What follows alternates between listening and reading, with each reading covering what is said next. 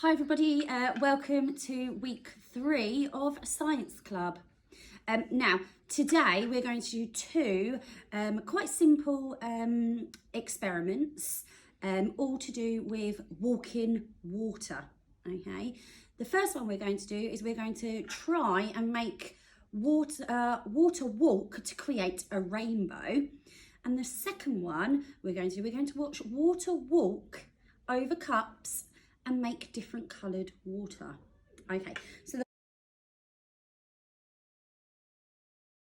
the first one, we're going to look at creating a rainbow. Okay, so for this you will need a piece of kitchen towel, and all I've done, I've just folded it in half. You will need 2 plastic cups, some felt tips. Now they do need to be felt tips rather than pencil crayons, and you will need some water. Okay, so the first thing you need to do is to fold your paper towel in half, your kitchen towel, sorry, and then on each of the ends you need to probably about 2 centimeters high, you need to colour in like a tab of each colour. So I've done red, I'll move on to yellow. Okay, you do need to be careful because the paper towel could possibly rip. Okay, but just try your best. Red, yellow, green. I'm using thick felt tips. It's just quicker and easier. Red, yellow, green, blue. You can use more colours if you want to. You can use less colours and just make your little tabs thicker. It's entirely up to you. Green and orange. Oh, blue and orange, sorry. Okay. Like this. So I've done one side. What you need to do, here's one I made earlier. Okay, I've done the same one here, and then I've done it on the other side as well. Okay, I'm not sure if it makes a difference, but we will find out. Okay, now once you've done that, you need to take your 2 cups, fill your cups, I would say halfway with water. Okay, and for this experiment, it might take a little bit of time to happen. That's using your observational skills. Patience, one of our value. You've got to wait for the magic to work.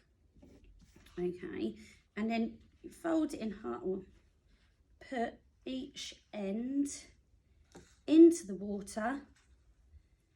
Okay, and straight away you will see something happening. If you want to come a little bit closer, you should see that something inside is happening.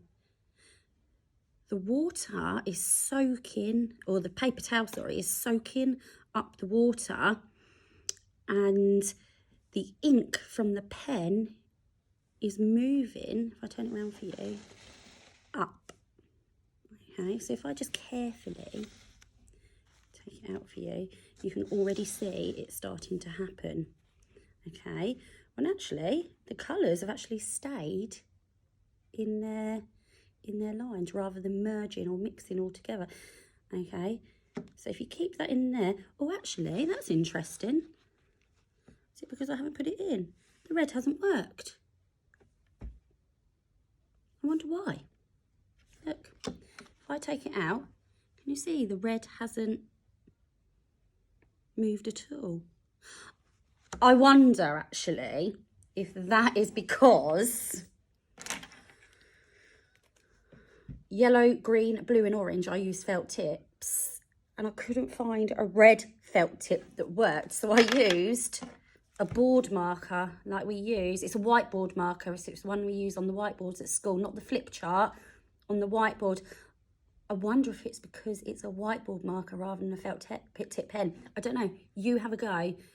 Okay, if you've got a red felt tip pen and it works, let me know. Okay, and if you just leave it there, hopefully over time the water, or the paper towel, sorry, will soak up that water and create a rainbow. That water is walking and it's taking some of that colouring from your felt tips with it. Okay, so that's the first one. Now the second one, okay, we're going to make water walk again. Okay, and we're going to try and make some secondary colours. So we're going to start with our primary colours, which are red, yellow and blue. And we're going to try and make some water walk over the cups to make our three other secondary colours. We're going to see if we can make red and yellow, make orange. We're going to see if we can make yellow and blue, make green. And we're going to see if we can make red and blue, make purple. Let's give it a go. So for this one, oh, sorry, I forgot to tell you, you do need some pieces of paper because you will need to write the numbers 1 to 7. So 1, 2, 3,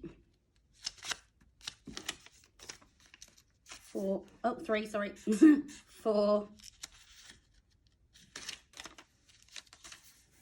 5, 6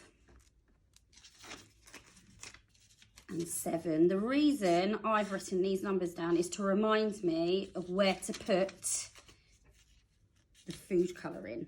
So then you will need to lay your cups out on the numbers. Okay, and then you need some more paper towel. Now for this one, okay, you need to fold the paper towel in half, and then I suggest you fold it in half again. Okay, and you're going to need 1, 2, 3, 4, 5, 6. You're going to need 6, and I think you might need 7 actually. 7 paper towels, all folded. 1, 2, 3, 4, 5. Oh, that's lucky. 7, 6, and 7. You'll need those in a moment. Okay, so what you're now going to do is you're going to fill each cup halfway up. So I'll start with number 1. Number 1. Number 2.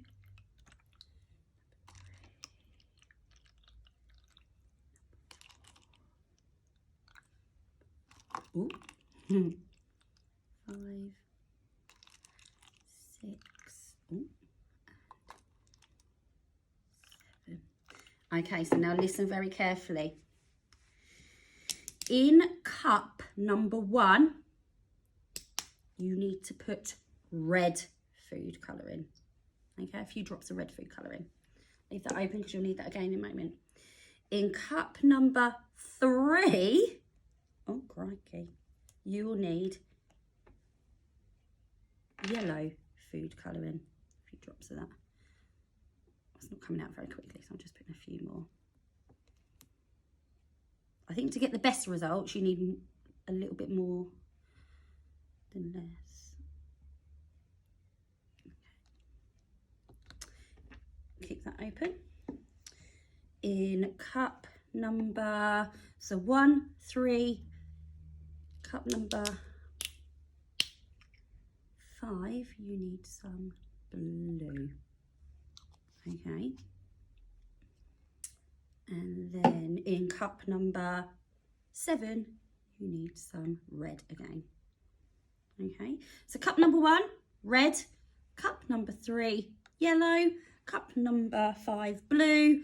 Cup number 7, red. So that's your odd numbers. Your odd numbers are the cups that need the food colouring in.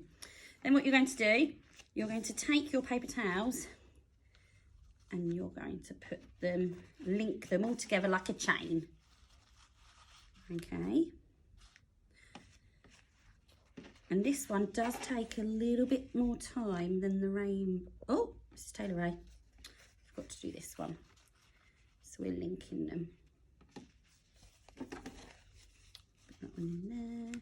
Already you will start to see that the water has started to walk because the colour of the paper towel is changing, or the paper towels are changing. Okay. Right, so now if you look carefully, now this one does take a little bit more time. Look at this blue one.